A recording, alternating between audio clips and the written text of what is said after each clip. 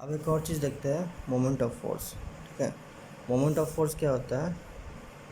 Moment of force equal to होता है force into perpendicular distance. ठीक है, ये फोर्स मतलब क्या हुआ? Magnitude of force. और ये डिस्टेंस जो है, परपेंडिकुलर डिस्टेंस क्या हुआ? ये होता है पिवोटेड पॉइंट और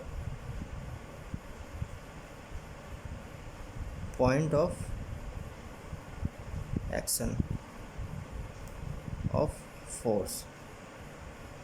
ठीक है, इन दोनों के बीच का डिस्टेंस जो होता है वही होता है परपेंडिकुलर डिस्टेंस। हमेशा याद रखना कि डिस्टेंस जो होता है वो हमेशा पिवोटेड पॉइंट से फोर्स जहाँ पर लग रहा है इन दोनों के बीच का ही डिस्टेंस होता है। ठीक है, जैसे जैसे देखते हैं, जैसे कि ये एक बॉडी था, ये इस पॉइंट पर फिक्स किया गया है। यहाँ पर 5 न्यूटन का फोर्स लग रहा है। ठीक है, यहाँ से लेके यहाँ तक का डिस्टेंस दिया हुआ है 2 मीटर। ठीक है, और यहाँ से यहीं से लेके यहाँ तक का डिस्टेंस दिया हुआ है 5 metre.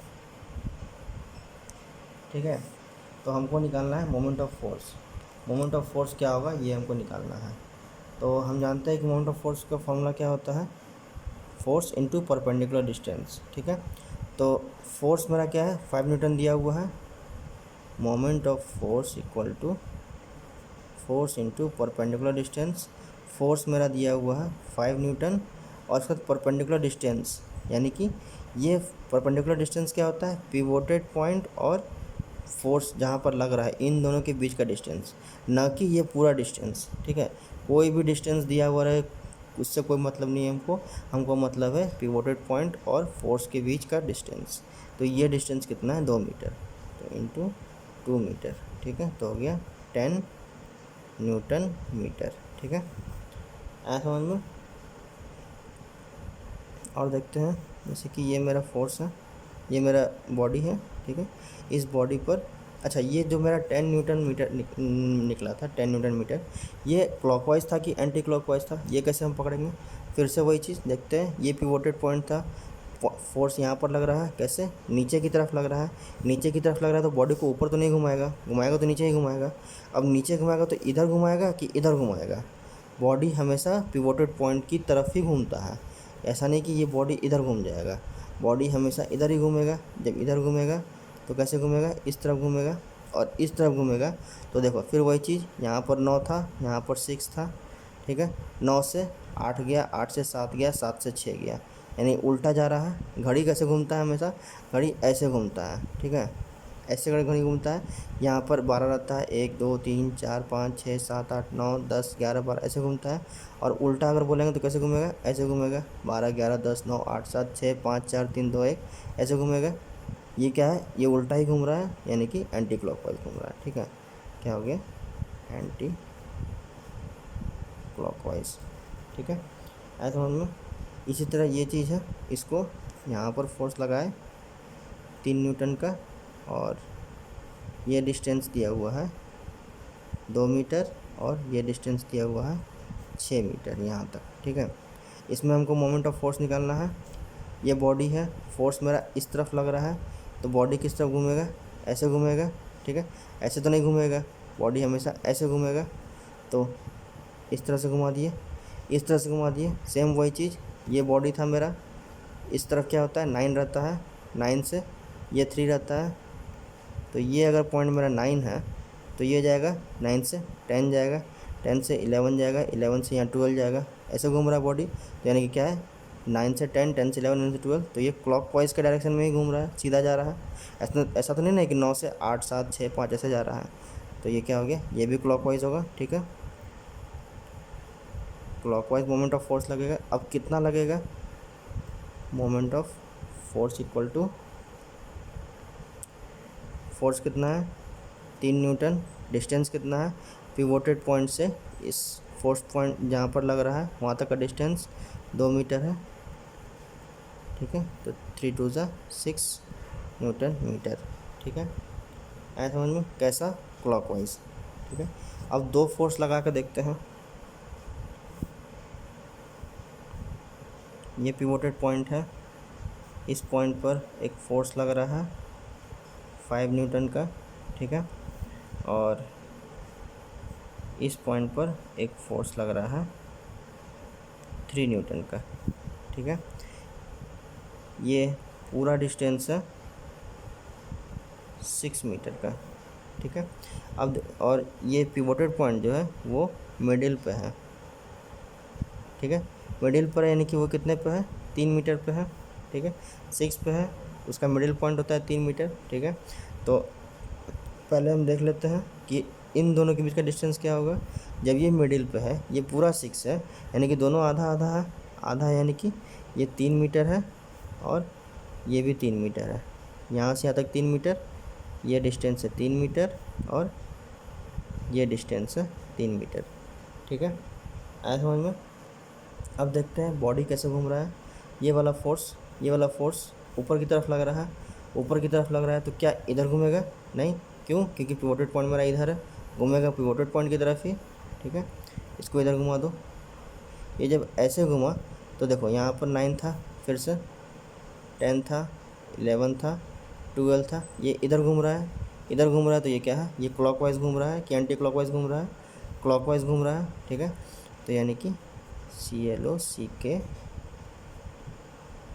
Clockwise moment of force. Clockwise moment of force कितना है? फोर्स क्या है? 5 न्यूटन, और डिस्टेंस कितना है इसका? 3 मीटर इंटू 3 मीटर, यानी कि 5 3 ज़ा 15 न्यूटन मीटर। ये हो गया क्लॉकवाइज, ठीक है। और यह एक चीज़ और है कि क्लॉकवाइज को हमेशा नेगेटिव में लिया जाता है, ठीक है, और एंटी क्लॉकवाइज को पॉजिटिव में लिया जाता है। ये वाला देखते हैं। ये फोर्स मेरा पिवोटेड पॉइंट यहाँ है, ये बॉडी है, बॉडी को ऐसे ही फोर्स लग रहा है। फोर्स जब ऐसे लग रहा है तो क्या इधर घूमेगा? नहीं, बॉडी तो इधर घूमेगा क्योंकि पिवोटेड पॉइंट इधर है, पिवोटेड पॉइंट की तरफ ही घूमेगा। तो ये इस तरफ घूम गया, ठीक है, इस तरफ घूमा। ये एंड मेरा क्या होता है? इस तरफ 3 होता है, इस तरफ 9 होता है। तो ये अगर 3 है, ये ऊपर बढ़ रहा है, तो ऊपर की तरफ क्या होता है? 3 के ऊपर में घड़ी याद करो, 3 के ऊपर 2 होता है, 2 के ऊपर 1 होता है। ऐसा नहीं कि 3 के ऊपर 4, ऐसा तो नहीं होता है, 3 के नीचे 4 होता है, ठीक है। तो ये क्या हो गया?